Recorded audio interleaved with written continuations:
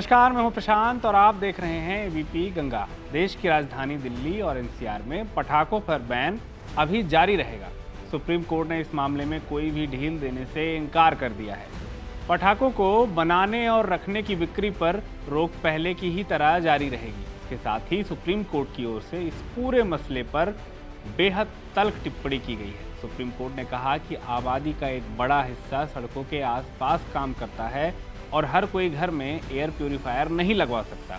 Court को बताया गया कि पटाखों पर बैन लगने से प्रदूषण 30% तक कम हुआ है।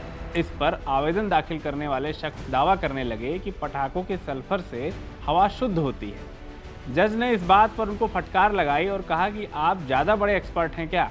जस्टिस अभय एस ओका और जस्टिस उज्जवल भुइयां की बेंच इस मामले पर सुनवाई कर रही थी।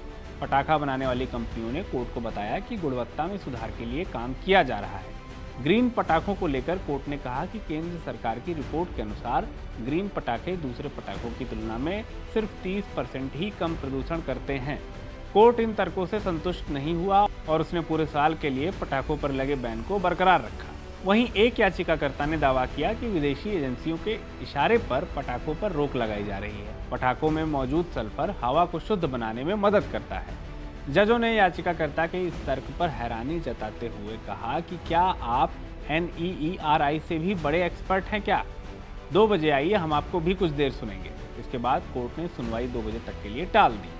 आवेदन दाखिल करने वाले ने प्रदूषण मामले के मुख्य याचिकाकर्ता MC मेहता और दूसरे संगठनों के लोगों पर भारत विरोधी विदेशी संस्थाओं से चंदा खाने का भी आरोप लगाया।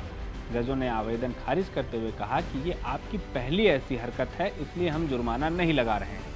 कोर्ट ने कहा कि वायु प्रदूषण किस तरह लोगों को प्रभावित कर रहा है उसका अंदाजा लगाया जा सकता है। हर इंसान के लिए ये मुमकिन नहीं है कि वो घर या ऑफिस में एयर प्यूरिफायर लगवा सके। बेंच ने कहा कि समाज का एक वर्ग ऐसा भी है जो सड़कों पर काम करता है और प्रदूषण सबसे ज़्यादा और खतरनाक तरीके से इन लोगों को प्रभावित करता है। कोर्ट ने कहा कि संविधान का आर्टिकल 21 भी स्वास्थ्य के अधिकार की बात करता है, इसलिए हर इंसान को प्रदूषण मुक्त वातावरण में रहने का पूरा हक है।